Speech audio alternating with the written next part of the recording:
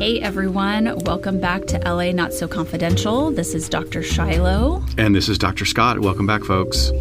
So we have not put out an episode in April yet, so here you go. We're finally back on it. Just under the wire. Just under the wire. We'll see what we can produce for you this month, but it has been a crazy month, I think both of us with trainings. Oh, yeah. It's been kind of out of control for me with putting on trainings. Oh, you did a lot this month? Yeah. Okay. Yeah. I just attended them.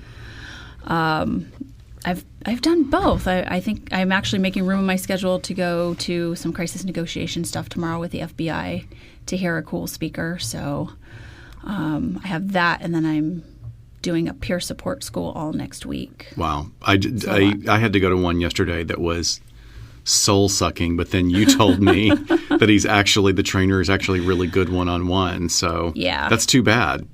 Because what I missed was one of my colleagues, Daniel, went to a training that was offered that was by a psychologist who is asserting that all personality disorders are genetically based. Oh, that would have been really interesting. I know, and I don't want to believe that, but he has some actual hard data behind it.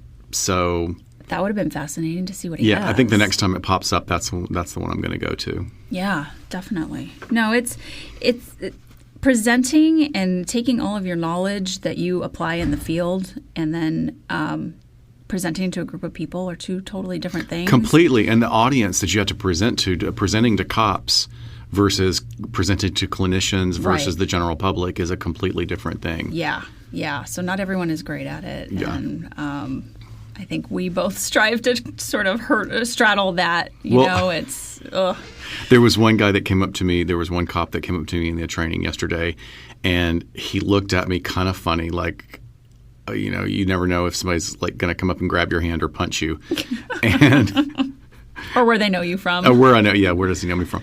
And I had taught his mental health intervention training lectures like last year or something, and he remembered my World of Warcraft reference because I talk about when I was totally just immersed in World of Warcraft, and I finally stopped because this 11-year-old kid was making fun of me. He was like calling his your armor is wet toilet paper. And this cop was like, I laughed so hard. Now I've told everybody that joke that you got owned. You got totally pawned by a... I wonder if that's the kid that stole all your stuff that time we were in internship. Oh, my God. I didn't even think about that. I bet that little sucker... Well, teased you and stole all your shit. And then stole all my crappy armor, which I got back. Oh, good.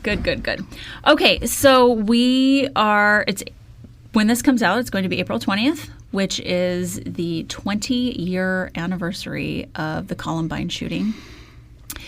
So obviously this popped into our heads for doing as a topic, and when you and I decided on it, that night I had a dream that my husband and I were in some firefight with intruders in our home, and I woke up and I'm laying in bed and I'm going, we can't do this topic. It's too big.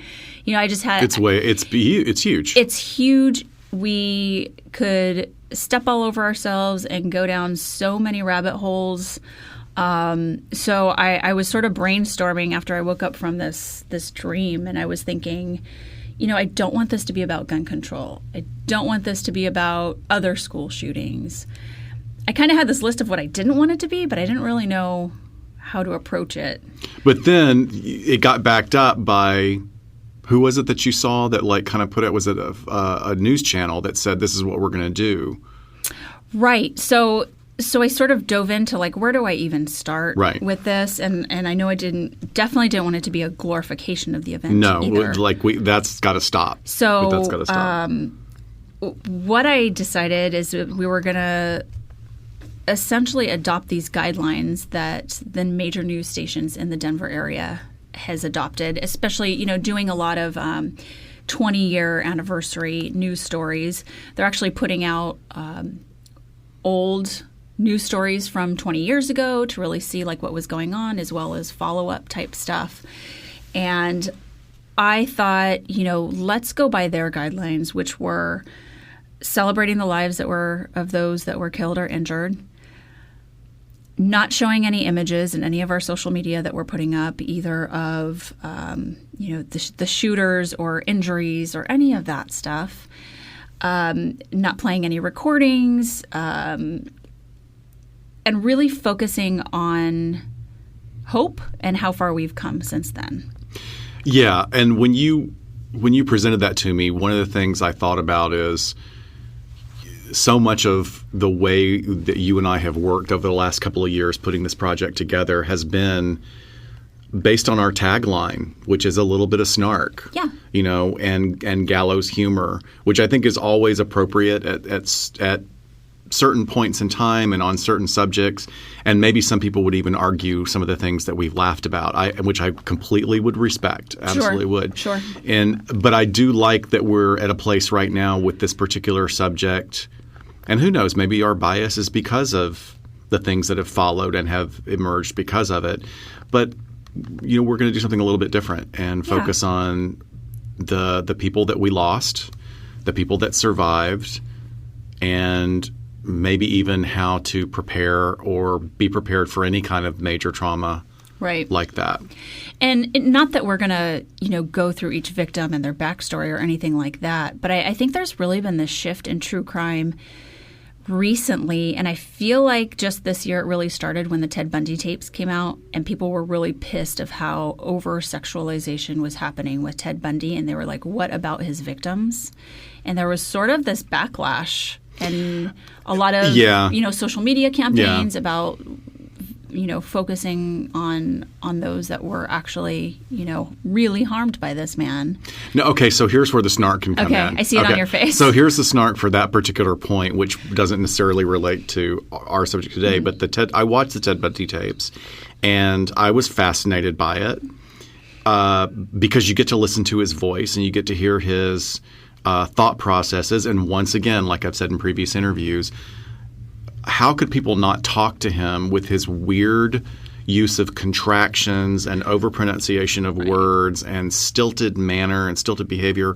How could you not know something was off about this guy? Yeah. That being said, I looked at him through new eyes because first there was the media backlash of this over-sexualize it, this normalize it, this idolizes this particular character. And in watching it, I thought they have a good point, but that's not my perception because I didn't think of him as actually particularly smart at all. Right. I think that for the time and the fact that there was a bunch of dumbassery going on around him in regards to safety, that he got away with a bunch of stuff that nobody would get away with today. Right. Really.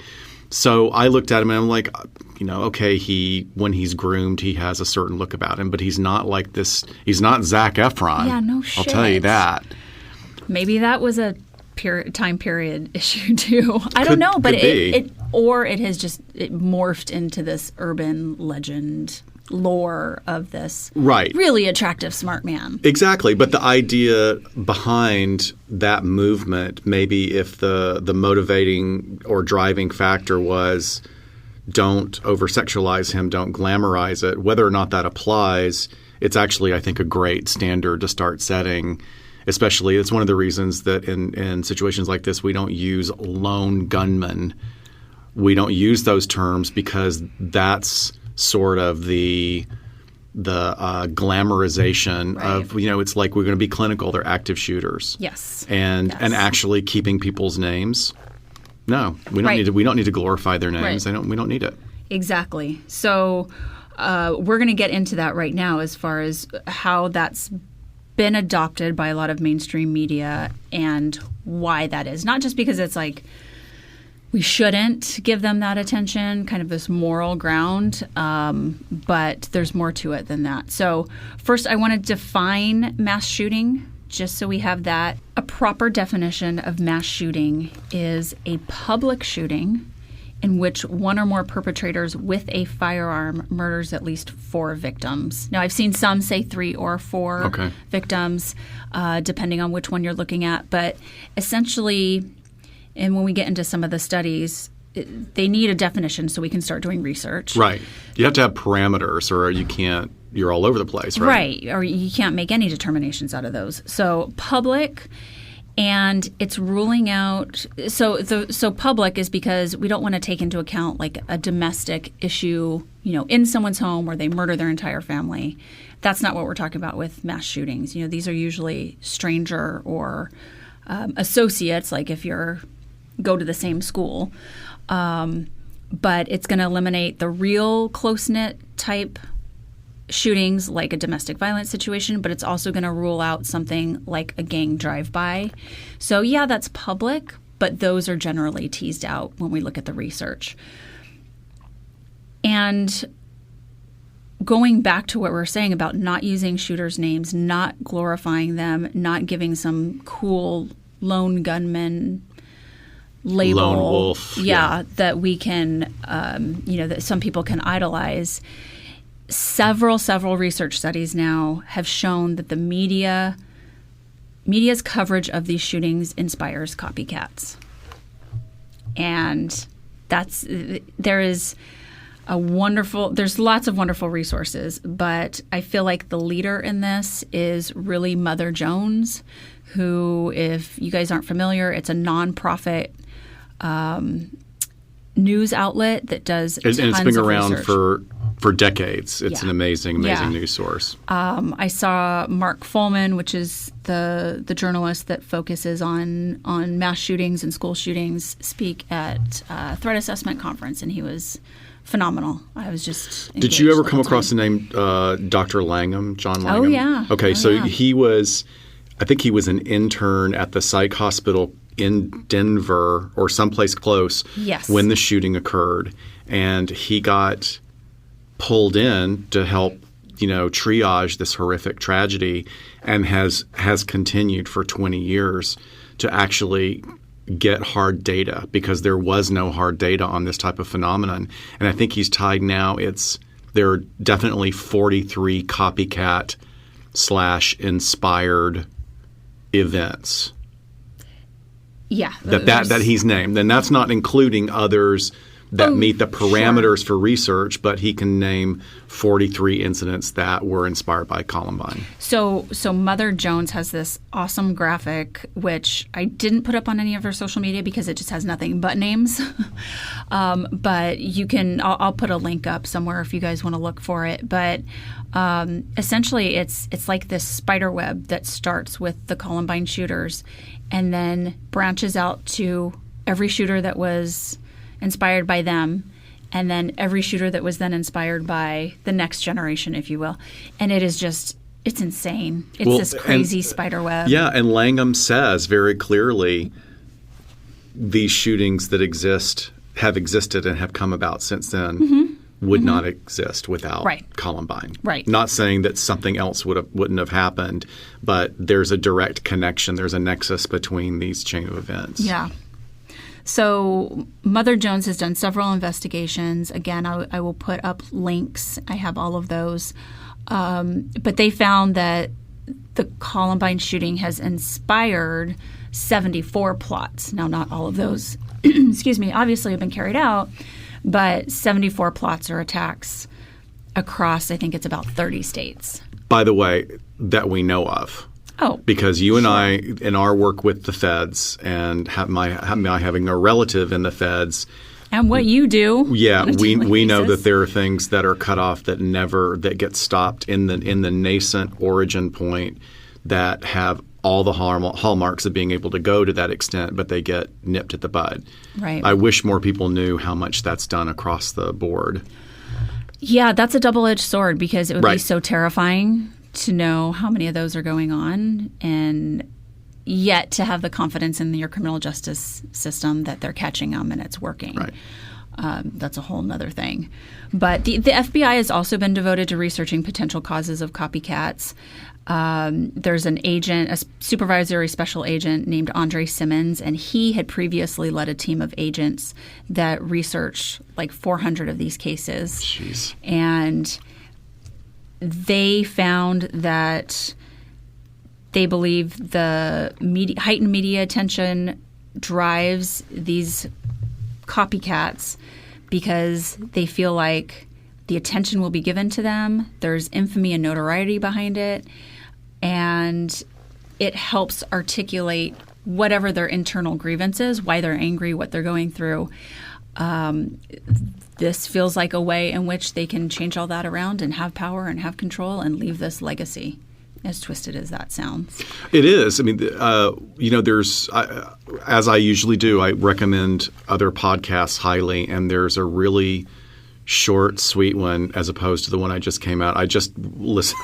I was going to talk about that. I finished cold all 17 plus episodes, and I'm worn out like a dish rag. Although that was a really crazy, wonderful story. As a counterpoint to that, for Columbine, there's a really lovely, I think 6 episodes, very short, put out by Colorado Public Radio, and wonderful interviews, wonderful points being made. And not one of the tapes that is used that I think is appropriately done is interviewing one of the copycat women, a young woman, a high schooler who connected with another female high schooler.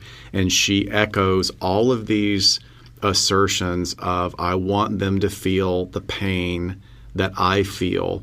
I want them to know how miserable I am because I hate everybody. I mean, she's saying this. Yeah. Now, what I find interesting is that developmentally, we know that teenagers and adolescents go through horrific body changes. It's like none of us would go back to that for anything. However, like you were talking about, that sort of the meme and the origin of that meme word of like a viral activity behavior that then gets inculcated into society, how much of what she is expressing in that recording is based on what the Columbine shooters and their other copycats. Right. So are you actually expressing your own feelings, or are you just hooking on, I don't know what I'm feeling, I'm miserable, so I'm going to hook on, I'm going to grab to whatever descriptions of an emotional internal state that these people have proposed. I wonder if anybody's going to look at it from that point. I don't know. Oh, that's really interesting. So the FBI has started campaigns called "Don't Name Them," the no notoriety. Now I can't talk. It's the end of the day. No notoriety campaign after specifically that was after the Aurora, Colorado shooting. Yeah. They started those, but it's really interesting that the research shows that the contagion period is highest for producing copycats within 13 days. Wow. Yes. That sounds like something from a movie. Like, remember the Contagion 13. Wasn't there something like the calendar killer? Like, when they were figured out that he was like doing holidays on a calendar. Yes. Oh my gosh, that was very 13 80s. days. How did they figure that out? Well, I guess just time plotting it, right? Yeah, exactly. That's crazy. So, a quote from a paper called "Contagion in Mass Killings and School Shootings" that was published in 2015. So they said, quote, there's significant evidence that mass killings involving firearms are incented by similar events in the immediate past, and the contagion period is 13 days.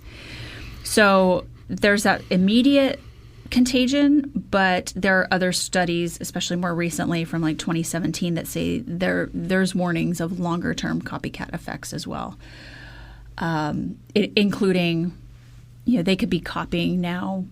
We're talking 20 years with Columbine, copying killers that they weren't even born yet. Absolutely. And they're looking to them. So it's terrifying either way you look at it. Yeah. It's a scary time to be a parent. I don't know how many times I've said this on the podcast. I think after incels, I was like, oh, God, it's really scary to be a parent for a lot of reasons.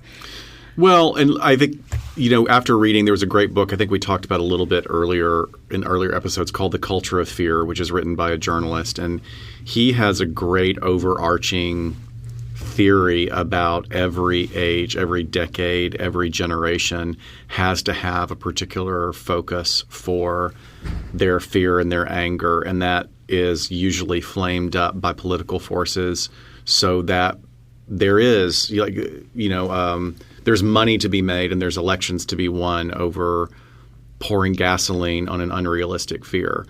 I mean, so that's one part of it, like the Irish. When the Irish were immigrating to the U.S., it was like the Irish are going to destroy everything. And then there was a period that like teenagers are just they're wild animals, and they should all be reefer madness. Exactly, reefer madness. But what was the one?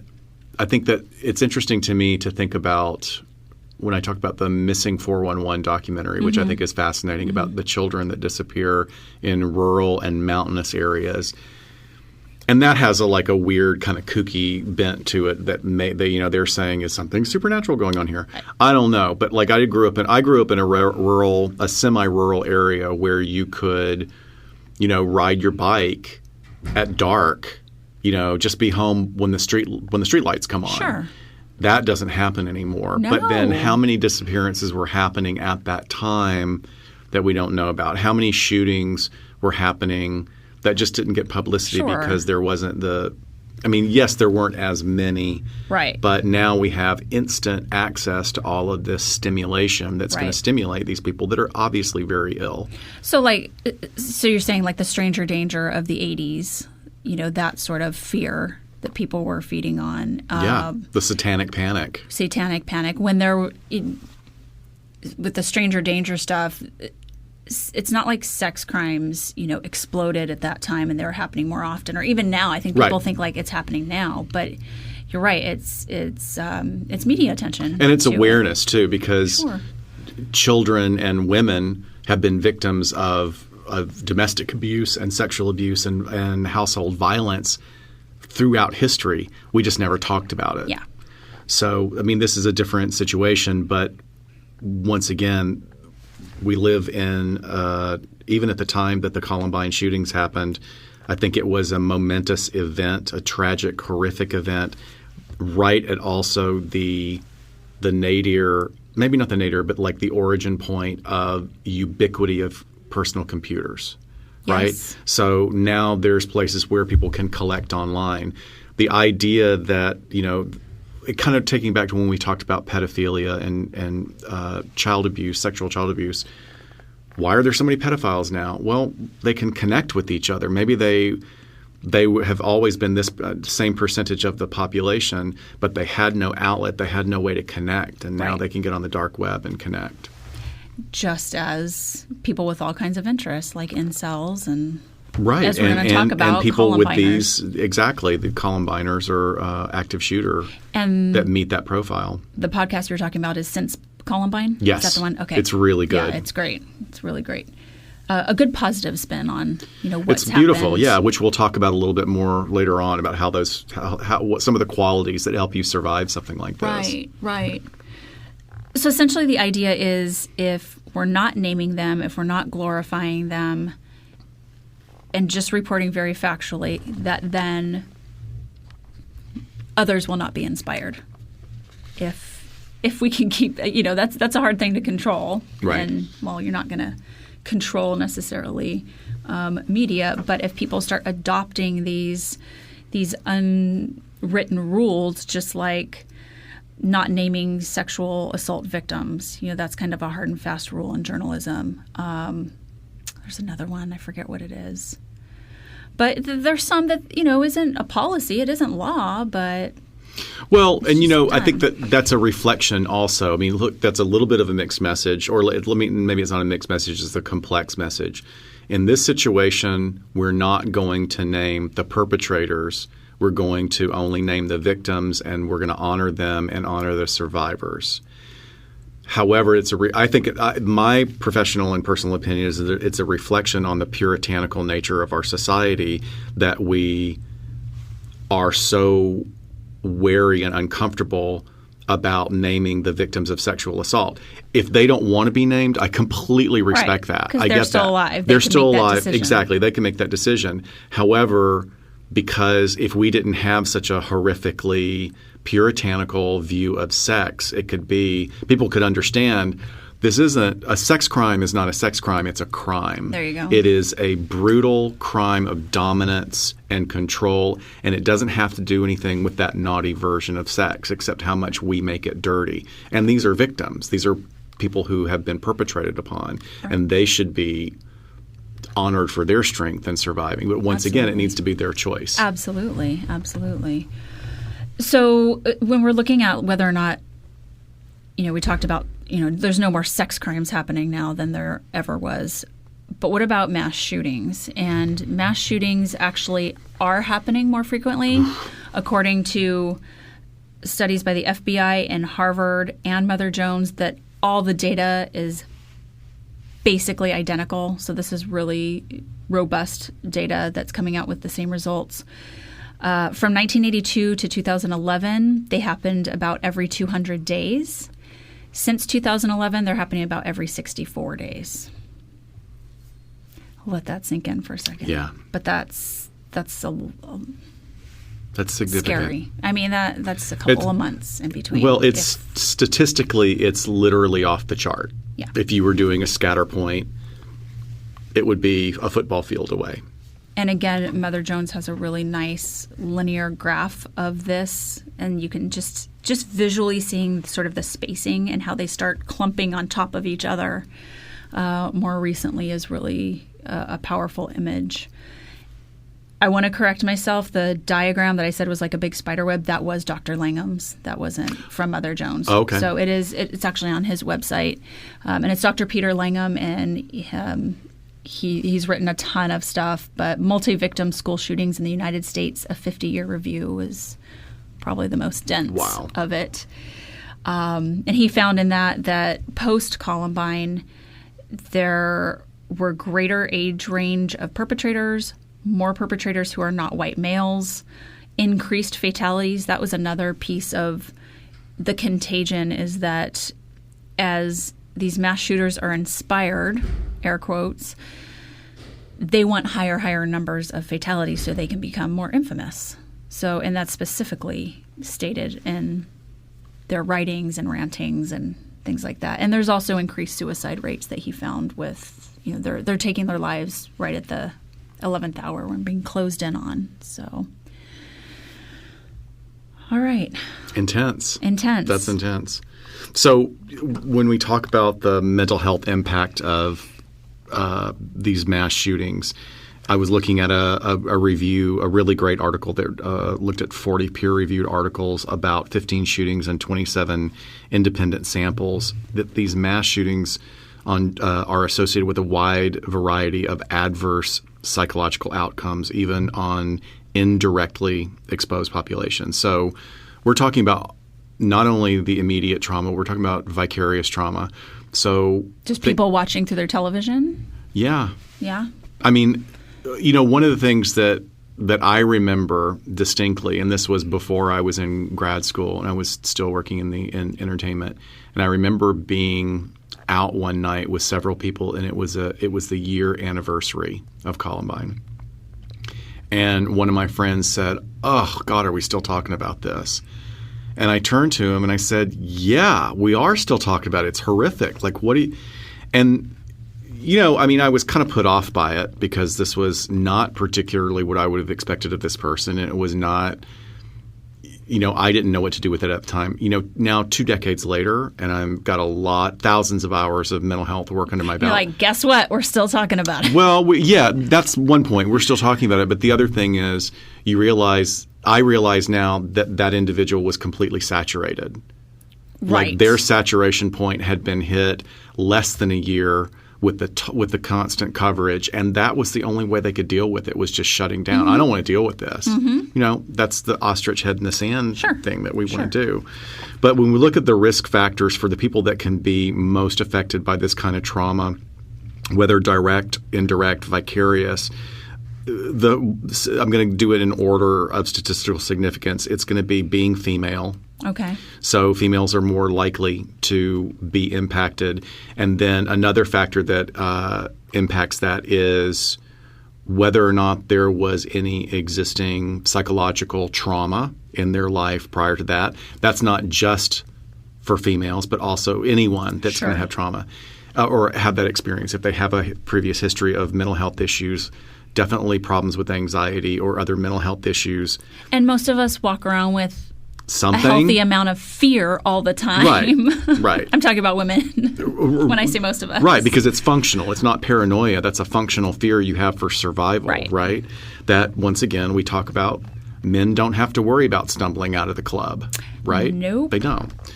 What are some of the other ones? Oh, the proximity to the event. So if you think about if you were taking a bird's eye view over an area where a mass shooting had taken place, and you think of it as concentric circles. So the absolute explosion point is in the middle where the event has happened, and then as you get farther away, it's almost like a nuclear blast.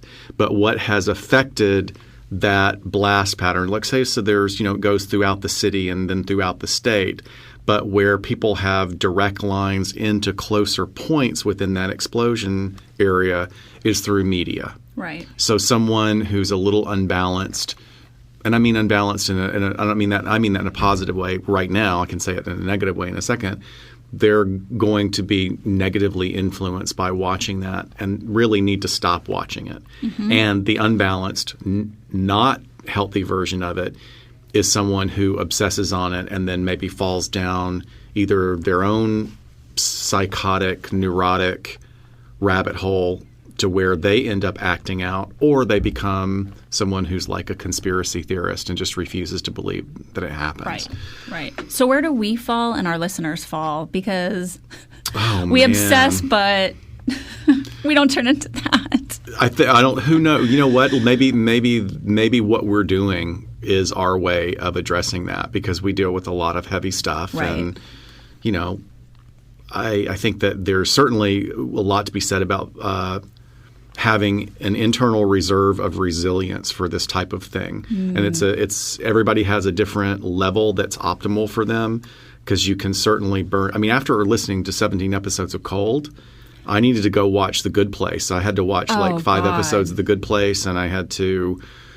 That's what I was talking about, where I needed a break from that after watching Abducted in Plain Sight. I just needed a shower and just detoxify from all that. Yeah, so I think our listeners are the healthiest in the world, but agreed. That's just my bias. Now, also one of the things that can influence the level of trauma experienced is if there's a actual personal relationship with one of the victims, and the victim could be you yourself if you're in that position, or a victim, but if you're a friend, if you were right next to the person who was killed, or you were a relative of the person who was killed, that emotional proximity is going to play a huge part in it as well. And then one of the most important constellation of factors has to do with what's the level of social support. And social support meaning, how is the family interacting with each other? How is the peer group interacting with each other? The community, if there's a community of faith or involvement in a church. And then what confounds it also on this is age. So if it's a teenager who's struggling with those kind of interpersonal relationships anyway, which they talk about in, after Columbine. Mm-hmm. This young woman who had experienced it just went home and crawled into bed. Yeah. She totally depersonalized. She ran out of there. She's a survivor that ran out and ran home and went to bed. Looked at her mom kind of blank and crawled into bed. Yeah, and her mom did not know what to do. Right. And I don't think it's necessarily it's no reflection on her mom that her mom didn't know what to do, because it is it's ordinary people in a horrifically extraordinary situation. Sure. So younger kids, if we talk about kids children in a situation like this, certainly younger children, elementary school, are going to have more likely to be eventually diagnosed with clinical parameters of PTSD. And the highest, and then students who are involved in this, the highest level of their intensity of their symptoms is going to be within 2 to 6 weeks after the event, but can last anywhere from a few days, a few weeks, a few months, up to years. I mean, we may put a different label on what they're experiencing, acute distress disorder versus PTSD. But once again, we want to, as clinicians, we always want to be open to what is this person experiencing, what do they need as far as a treatment outcome. This reminds me of a lot of studies that came out after 9/11, where literally people on the other side of the country, just watching over and over and over again through their televisions, were developing PTSD symptoms.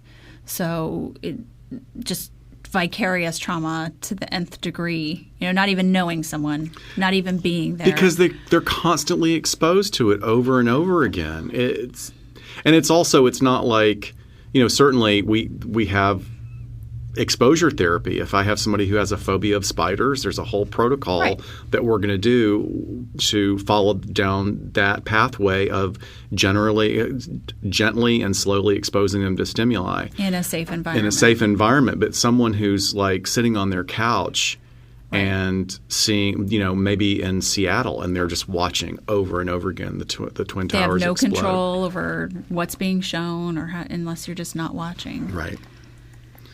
So we talk about what else? Any other factors? Yeah, those are the main factors. But then the symptoms that can be experienced are this really wide range. There are things that can be expected, which are fear, anxiety, certainly numbness, just shutting down, and which would also be the medical condition of shock. You can actually go into shock when you experience trauma like this. Or it can come out as irritability, anger, sadness, feelings of guilt or blame. Certainly one of the biggest ones, and what would be related to what you were talking about in 9/11, is that feeling of overwhelming hopelessness. Mm-hmm. When someone's in the middle of a mass shooting event and you're pumping with adrenaline, your mental processes don't really take into consideration thinking about hopelessness or helplessness, because you are in that fight or flight, just trying to figure things out. There are some people that might shut down, but most people are just trying to figure it out. But afterwards, the hopelessness and the helplessness, reliving the trauma and not being able to control the outcome, that actually further traumatizes someone in that position.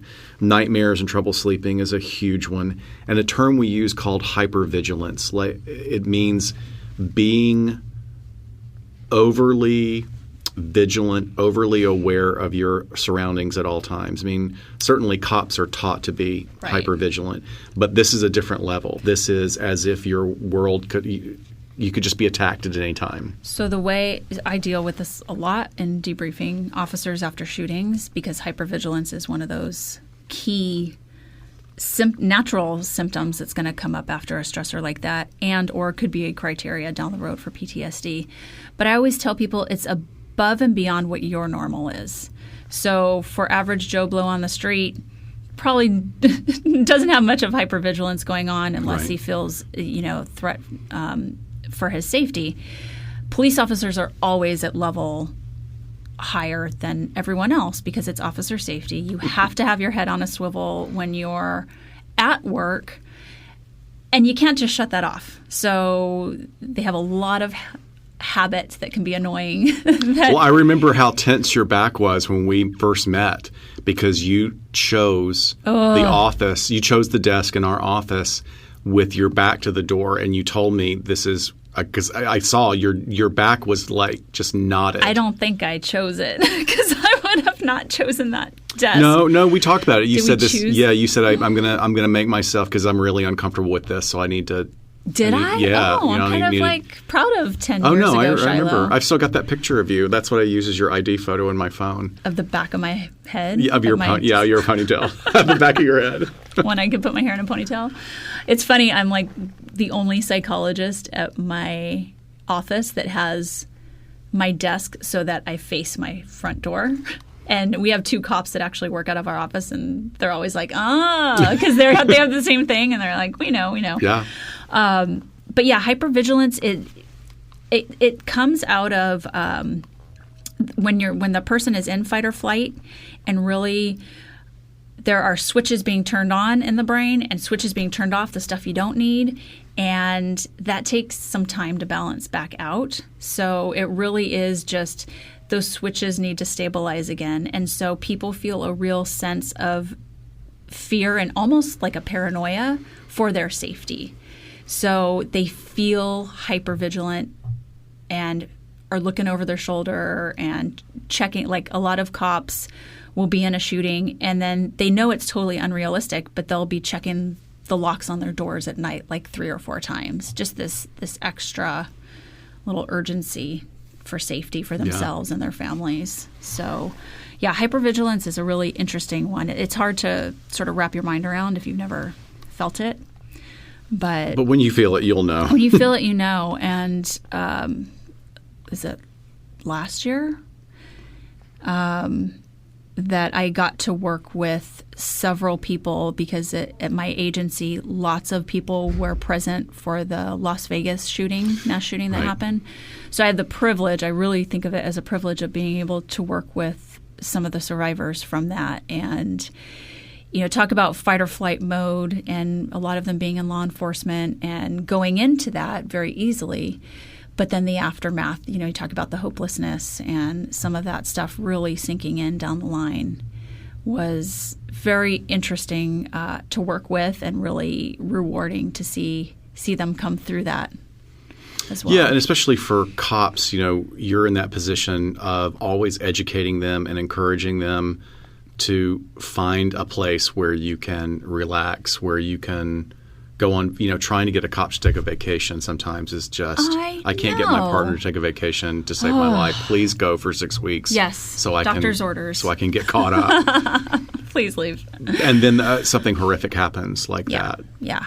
Yeah. So, just a couple of more symptoms that can happen as a result of a traumatic event like this would be intrusive thoughts or memories. So replaying an incident over and over again at seemingly inopportune times, just waiting in line at the DMV and suddenly someone drops a clipboard and you're immediately taken back to the shooting. It's the same thing that we would see in soldiers with PTSD. Right. And especially now, one of the things when I've worked with vets,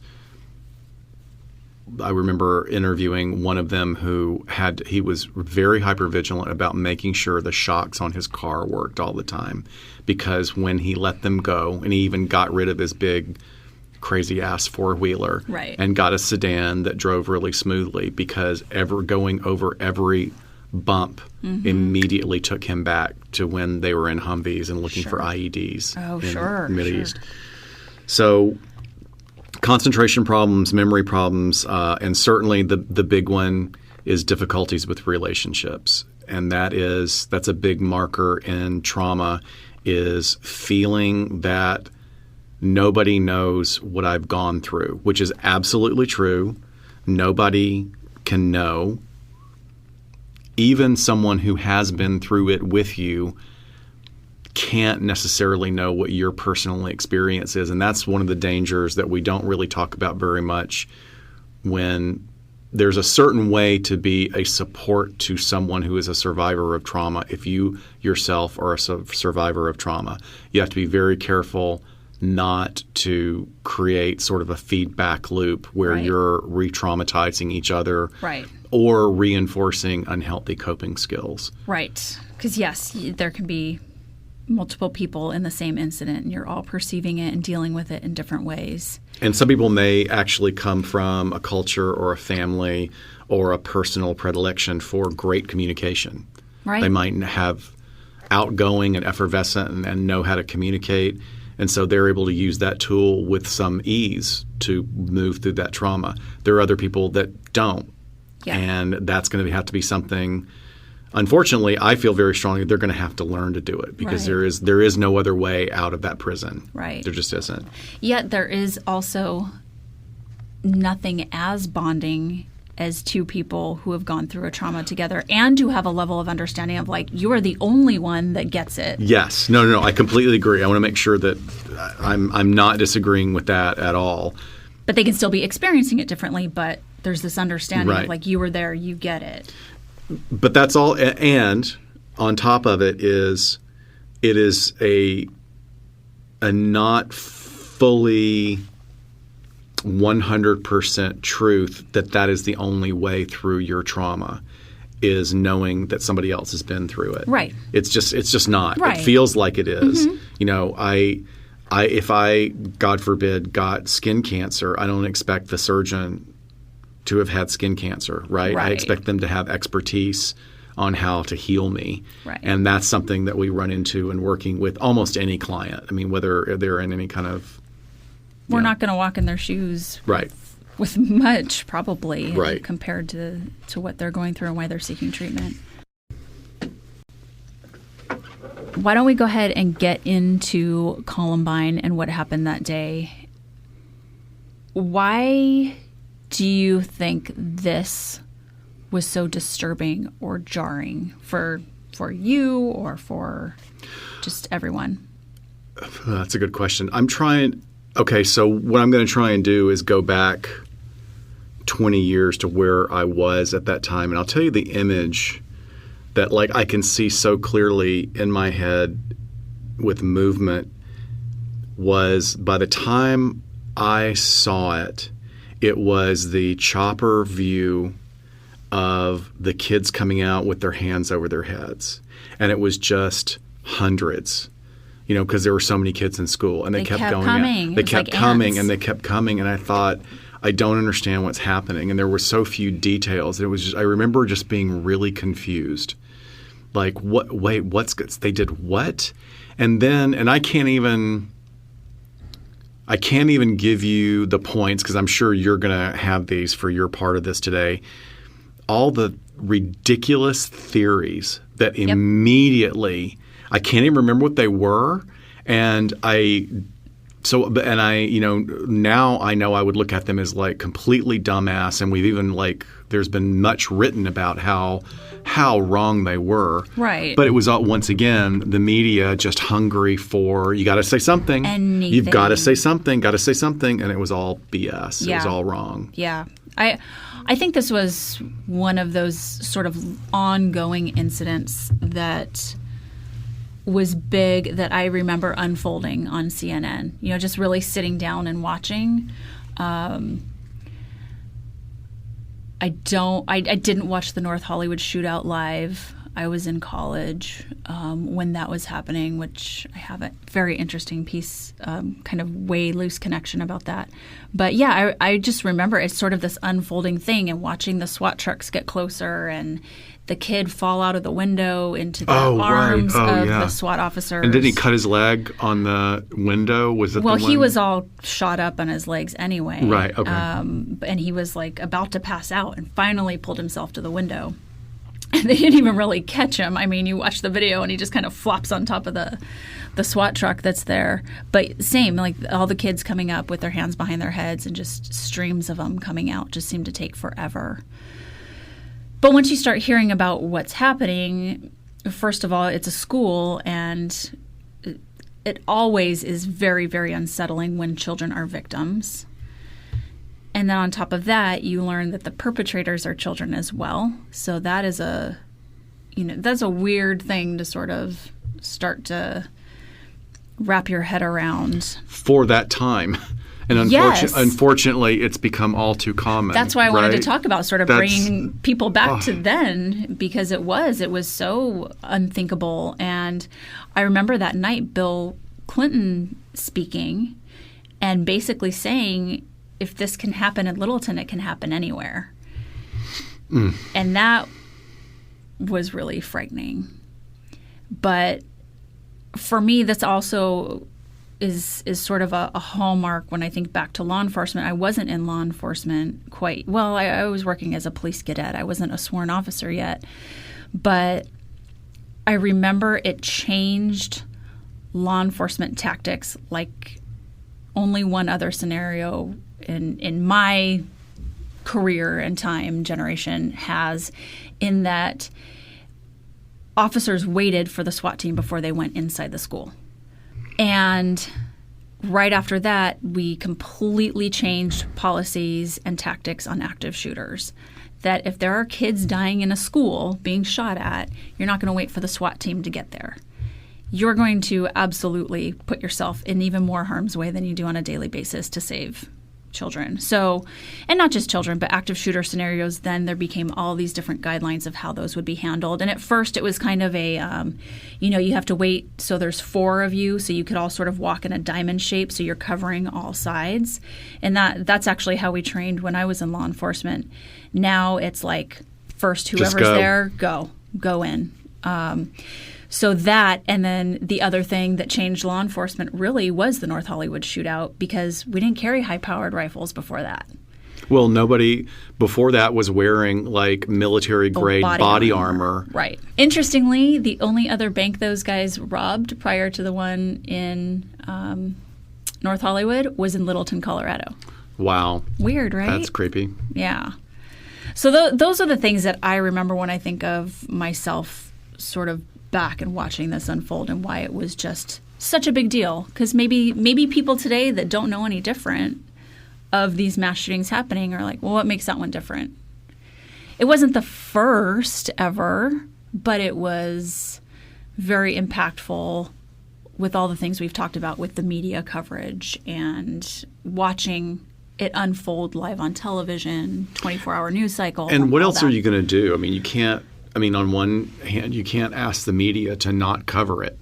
Oh, right. You know, but it's all part and parcel of potentially aggravating it and escalating it in all the years to come. But what are you going to do? I mean, it's a done deal there. Right. Yeah, I think that's really difficult. You know, when you think of, well, how we can't censor everything, and I love consuming it, being a news junkie and finding this stuff. But I agree with you, and I would just like there to be a little more censoring of news anchors. We've just heard that they are Satanists, right? Or just stop it.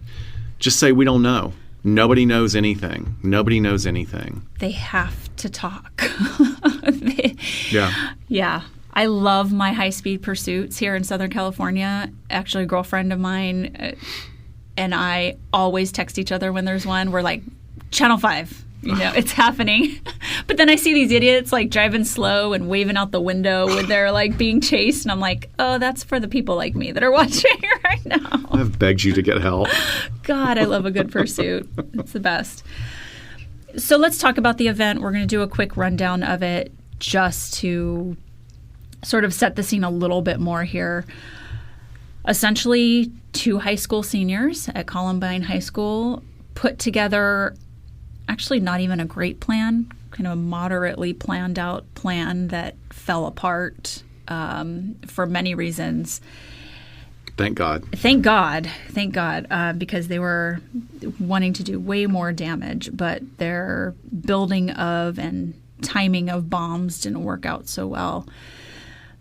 But they went on a rampage with a whole variety of firearms, shotguns, Tech-9s, and handguns, and ended up killing 12 students at their school and 1 teacher, as well as them themselves.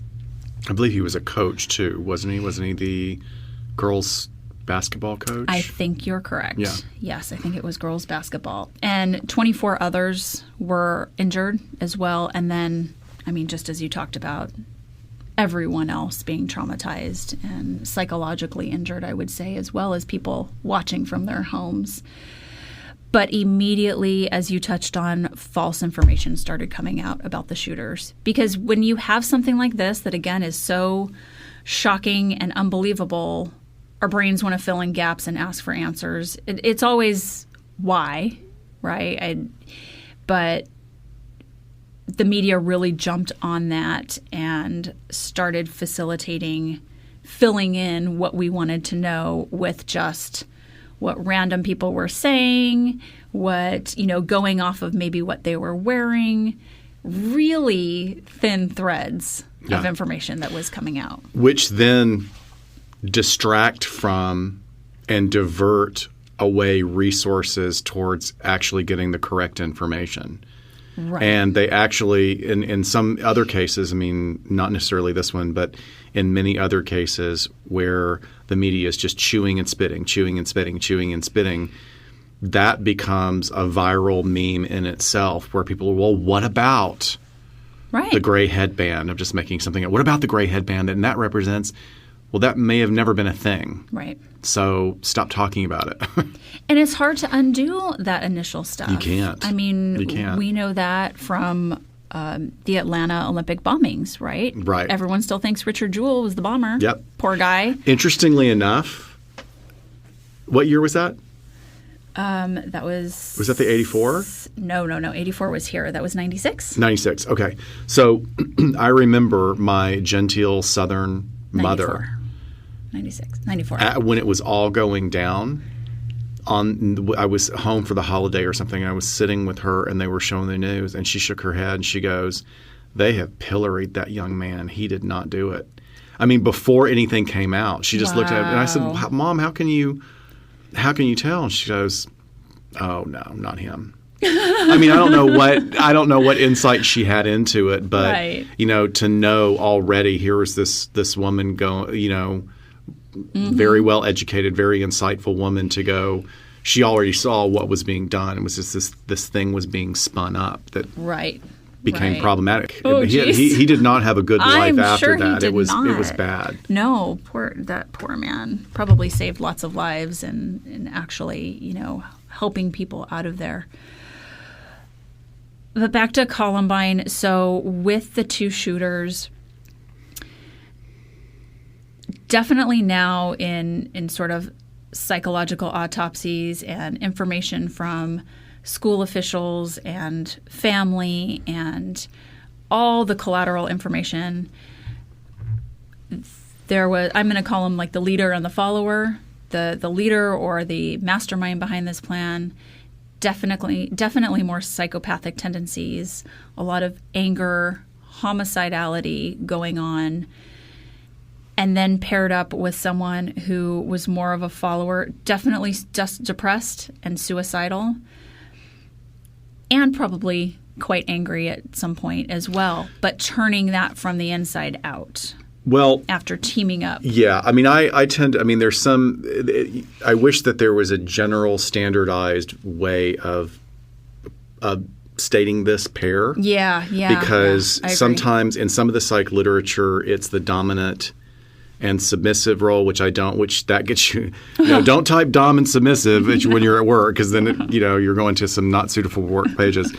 But it could be more dominant versus passive. But even then, there's a lot of information that is out there that indicates that supposedly the more passive submissive of the two actually was the higher functioning in spite of the depression and the anxiety. This guy had somewhat of a social life.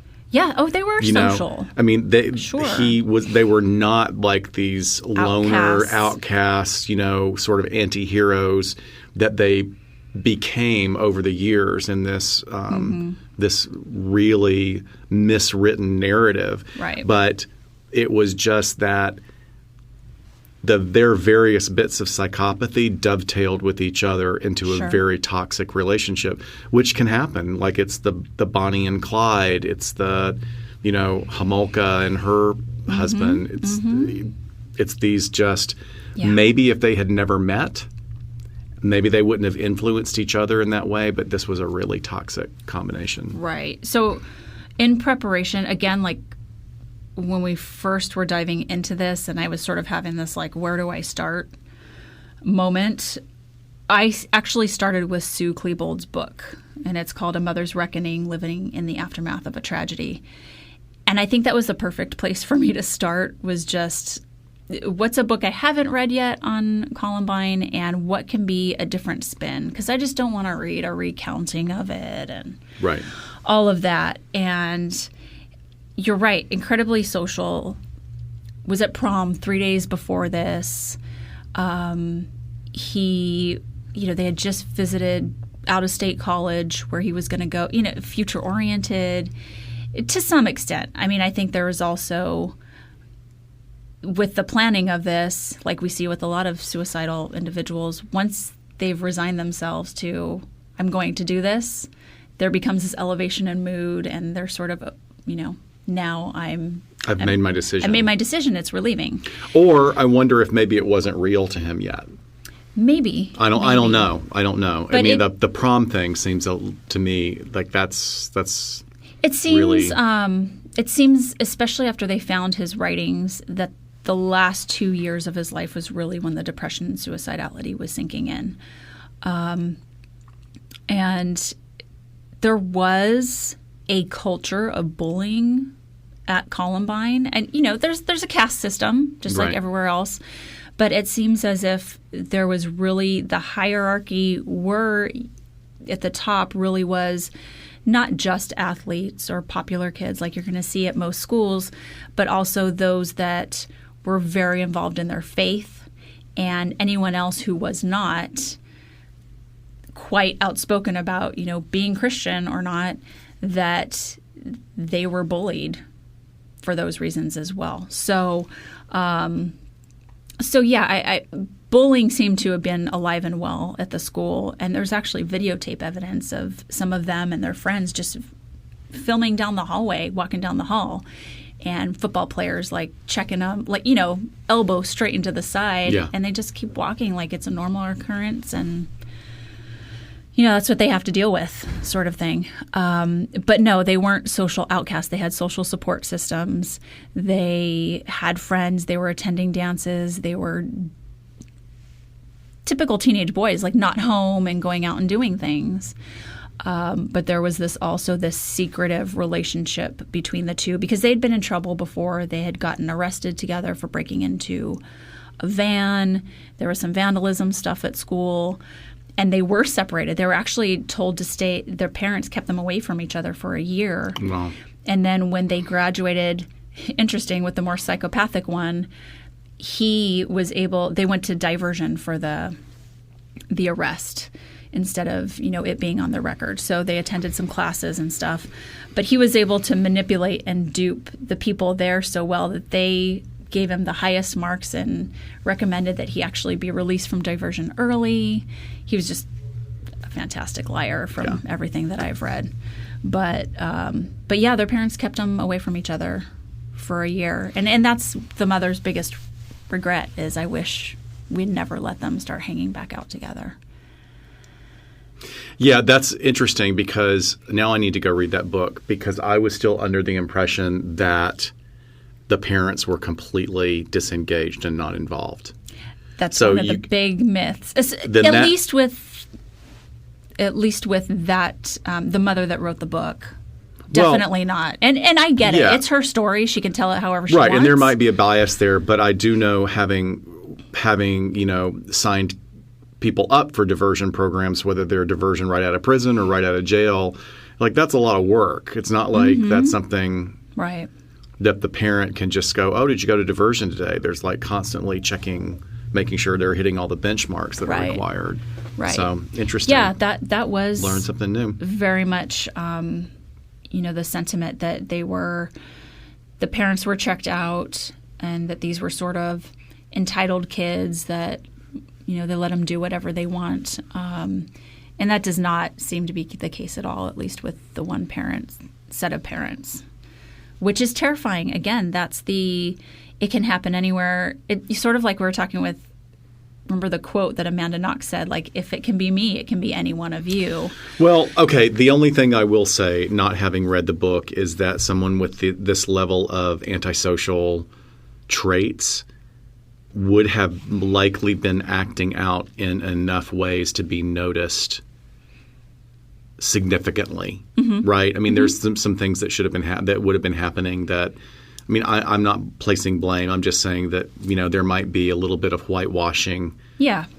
Sort of, and because every parent does not need to be afraid that their child is going to be a serial killer. Right.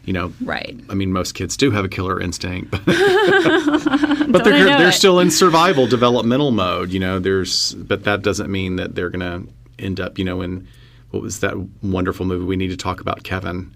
You saw that with Tilda Swinton? Yes. God, that's a good one. Which is very much related to these type of shootings. And in fact, if you haven't seen We Need to Talk About, is it Kevin? Yeah, if we need to talk about Kevin, please go see it. Tilda Swinton everybody's amazing in it.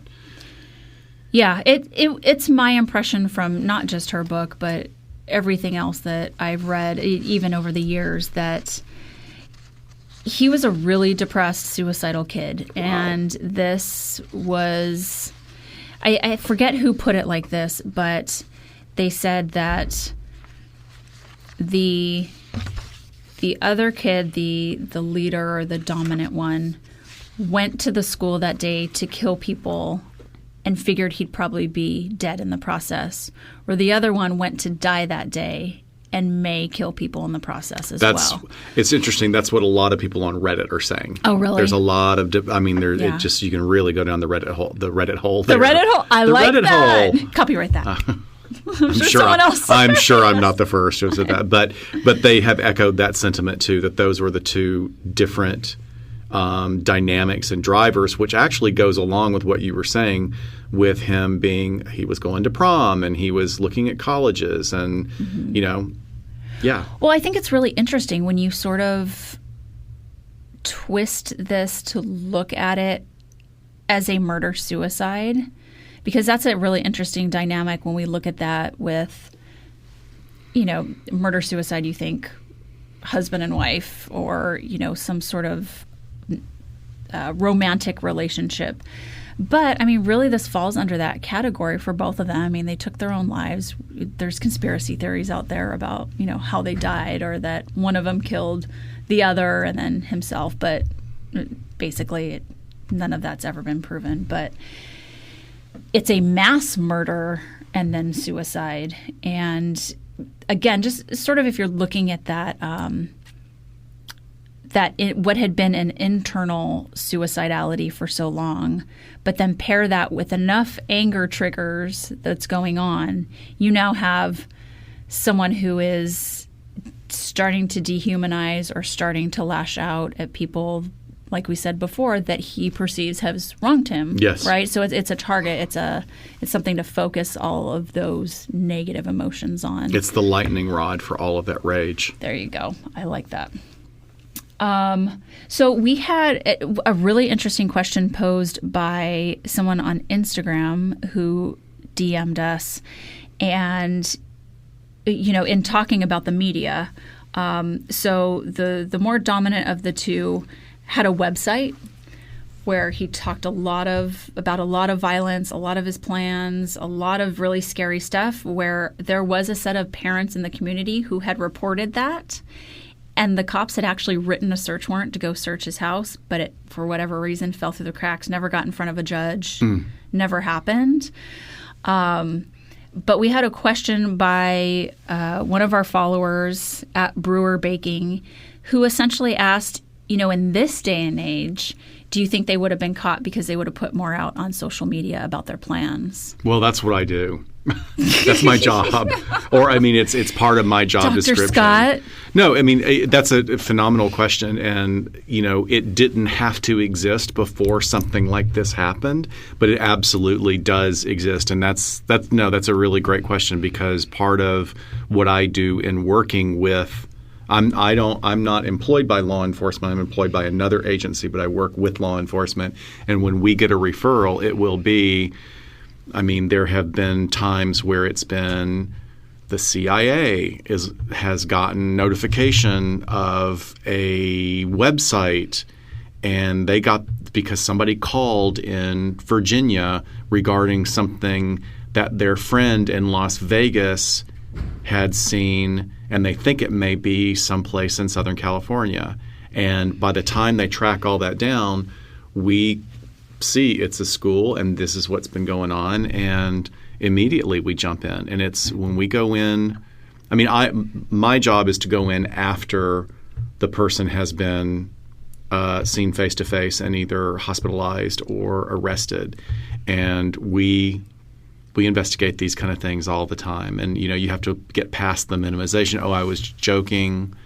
Right. There's a generation now, the younger generation, especially like the middle schoolers and early high schools, will just pop off with a threat like that because they do think it's funny and they do think it's a joke. Right. And, unfortunately, what tends to happen more than not is it immediately impacts their entire school career.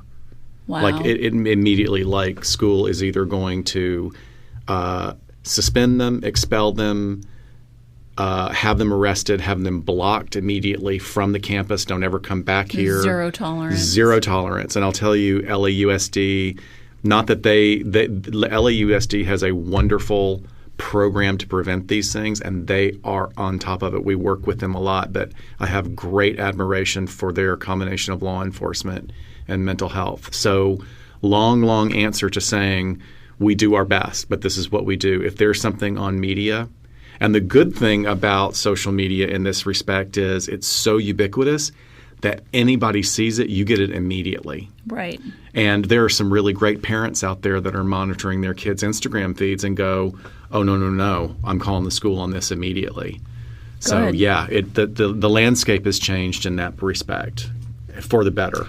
Yeah, I mean, specifically to these two, if they had been living in this day and age of technology, if you're making a website and you're putting it out there, he was feeding some need to sort of get attention or get it out there. So I think he would have had probably pretty poor impulse control of not putting it somewhere that would have been flagged immediately. Yeah. But I don't think the warrant would have fallen through the cracks. No, I don't think now right. the warrant would fall through the cracks at all. Yeah, I'd love to know what happened with that or why or. It would have been explained to the parents. It would have been explained like I've been in that position where I've talked to parents and they feel like they're being grilled. I hope I'm not coming across as really harsh, but I'm asking, have you gone through their closets? Have you gone through every drawer? Have you emptied the entire room? When's the last time you went in your basement? When's the last time you went in your attic? When's the last time you emptied that that car that's been on blocks in your garage for the last 10 years? Right. Have you looked at their journals? Do you have passwords? What's your son's Instagram feed? What's the one? The secret one. What's the secret one? Do you know how to use the pull-down menu? Do you know how to? And we have to educate them on it. Sure. But that's something that nobody knew how to do back then. Right.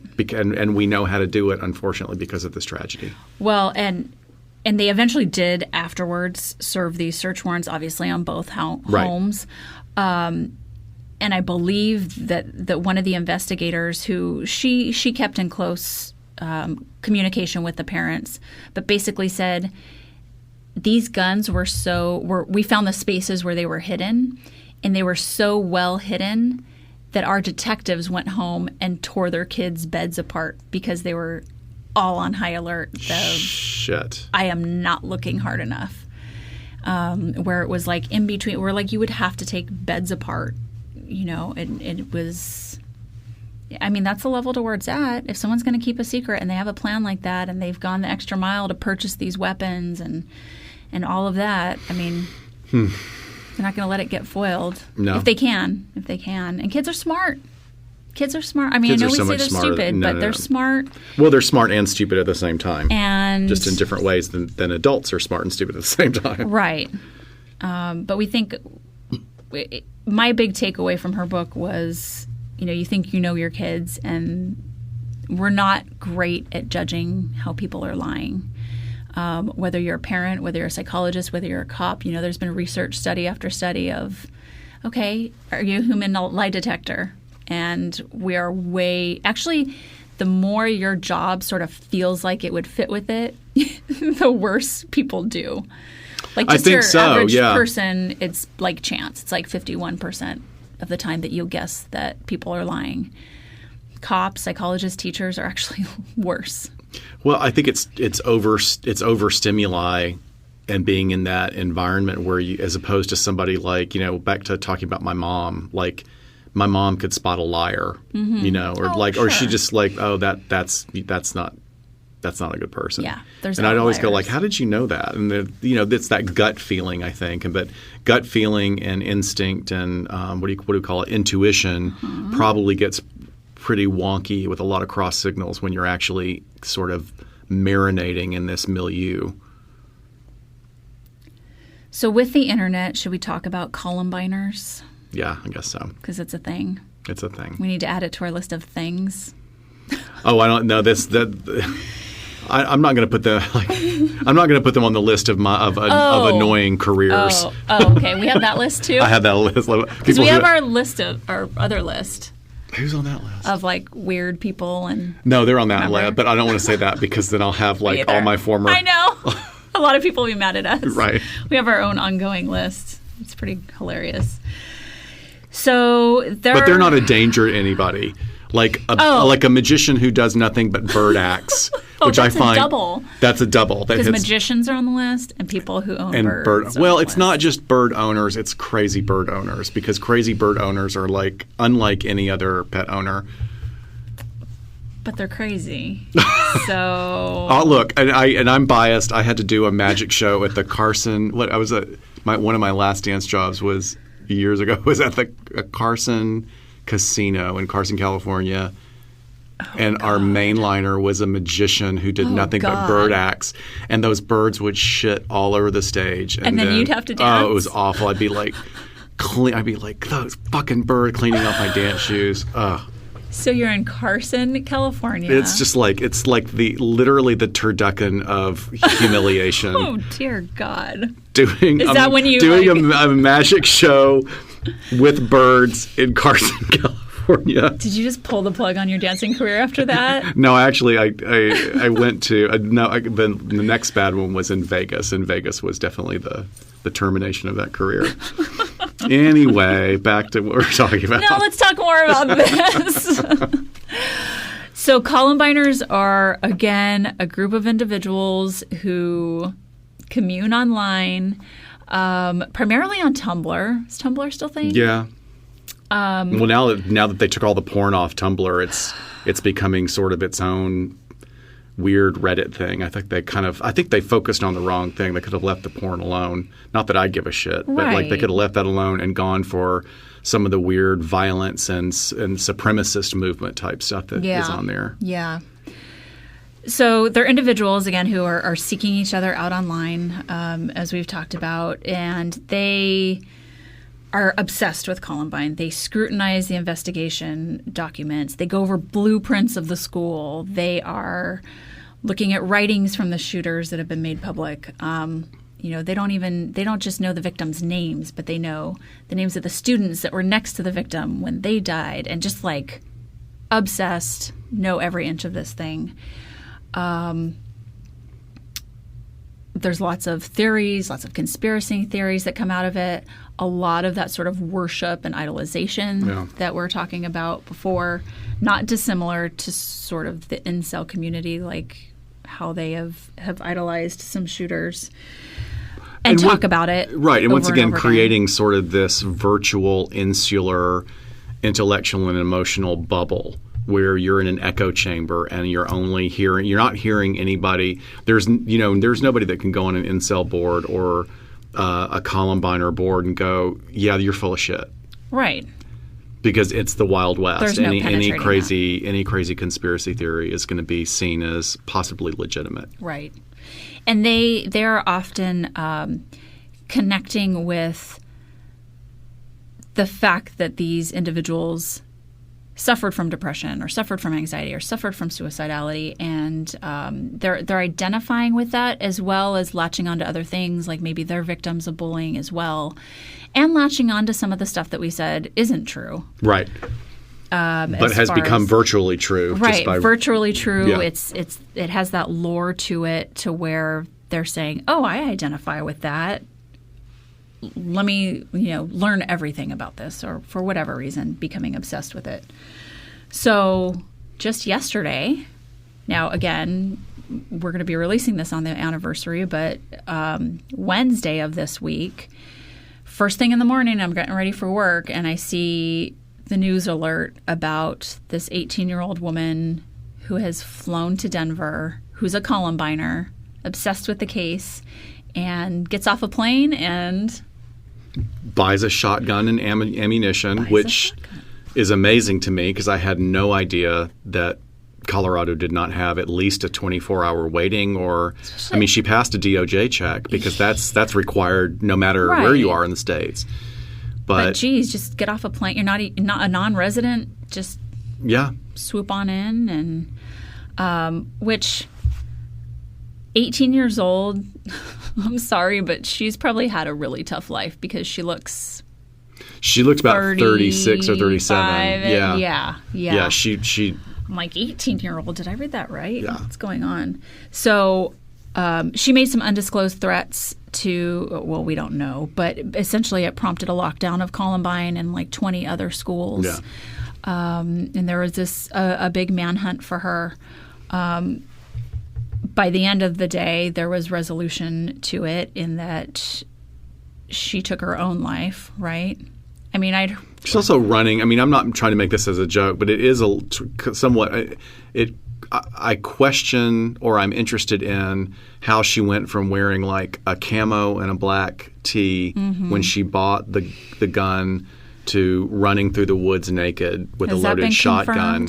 All of that? That's the last one I read. I read that then again, too. you know what? You're right. Who knows? I don't know. That sounds. It's also not the most important thing. The most important thing is that there was someone who clearly is mentally ill, and this is something I want to make. We've used that a lot. I've said ill and mentally ill several times.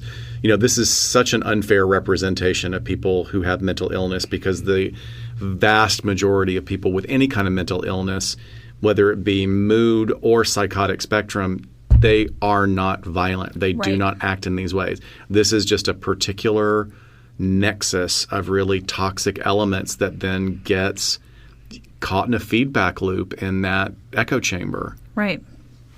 Yeah, good point.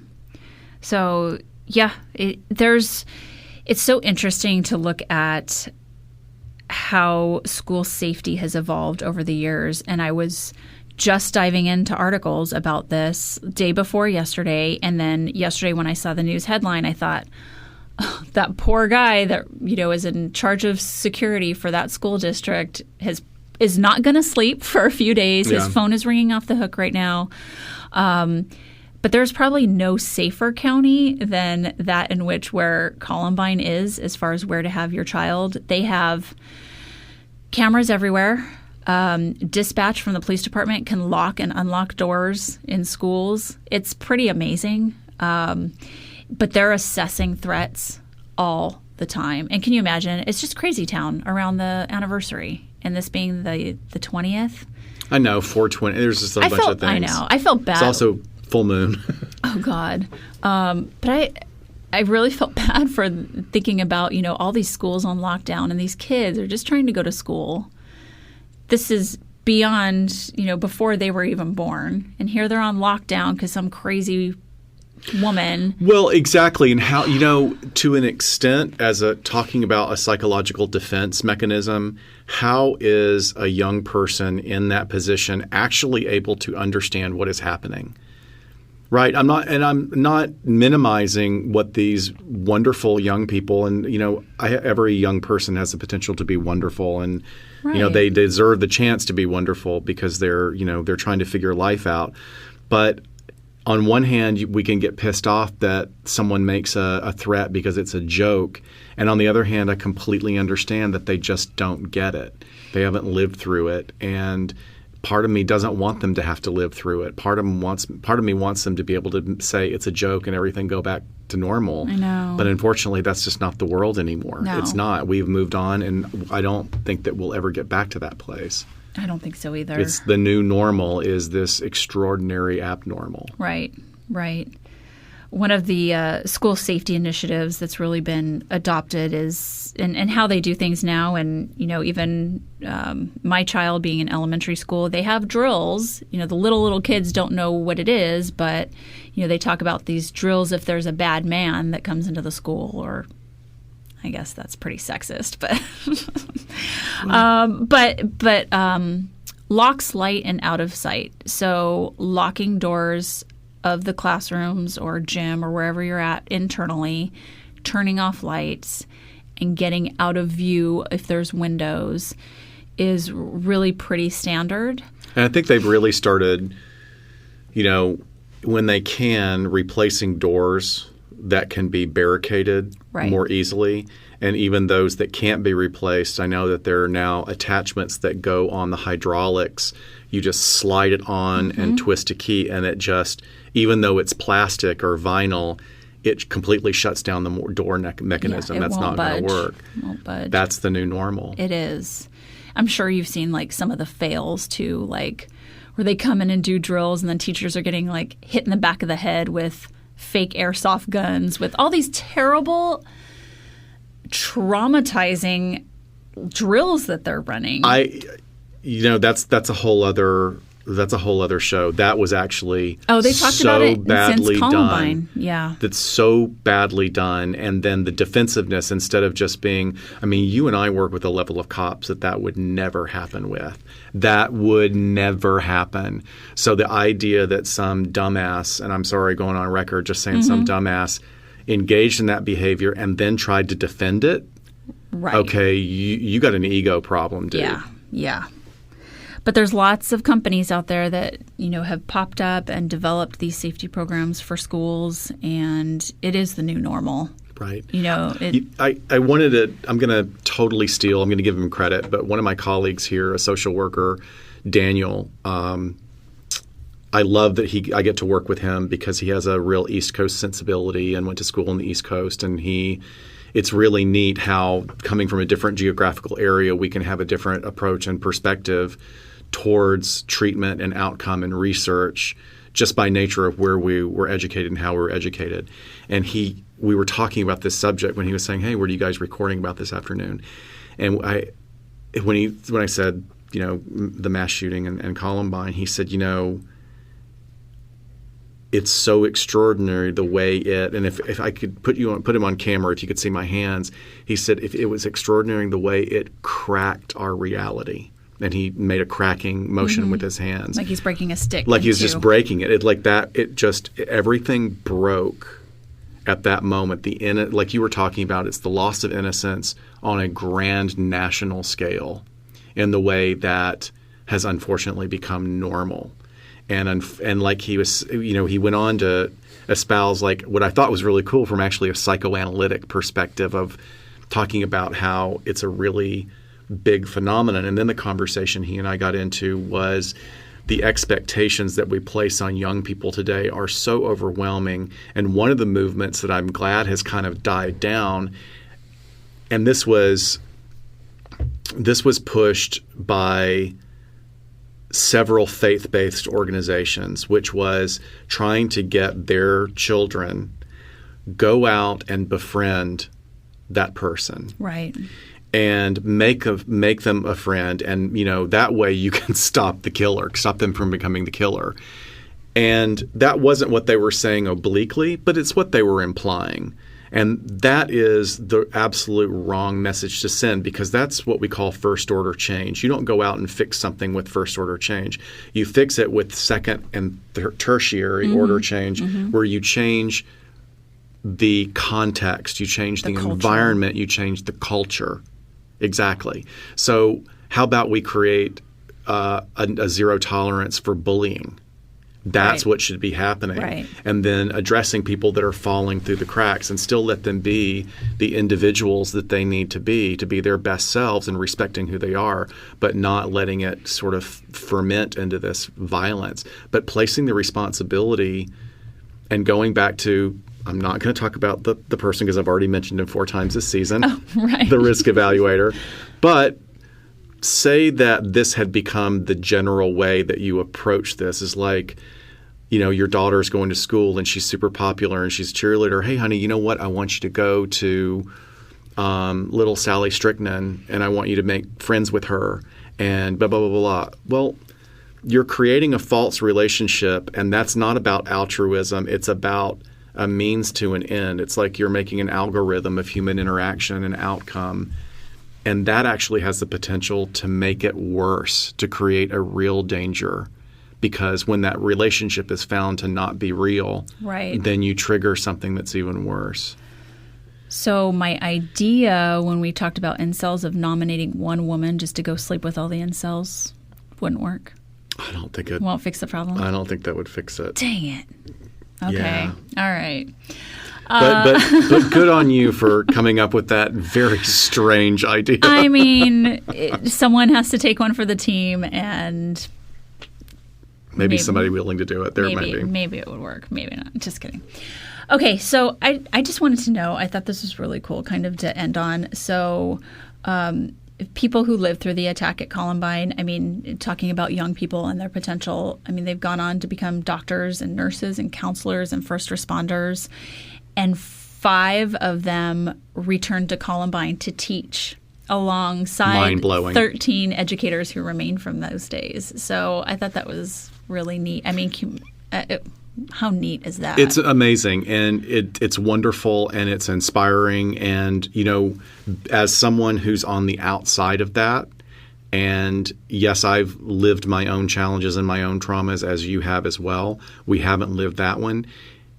And I've seen terrible things, and I've engaged in the reparation of terrible things. But as an outsider, that's a hero. And I can't imagine that I would have the fortitude to do it. That's amazing. Yeah. So I really have nothing but admiration for the survivors and their ongoing efforts. And there is no competition as to who's surviving the best or who's doing the best.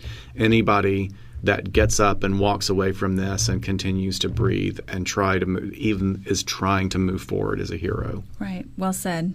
Well said. So that's going to wrap it up for today. We're going to follow up with our next episode out probably pretty shortly as a little bit of a follow-up. It won't be as long of an episode, but we're going to talk about what it is in a situation like this that allows people to move back into a normal range of functioning. And that's really, it comes down to one word. It's resilience. And we'll talk about that next time on LA Not So Confidential. So look for us online. Hey, we're coming up on the Chicago Festival. We're so excited.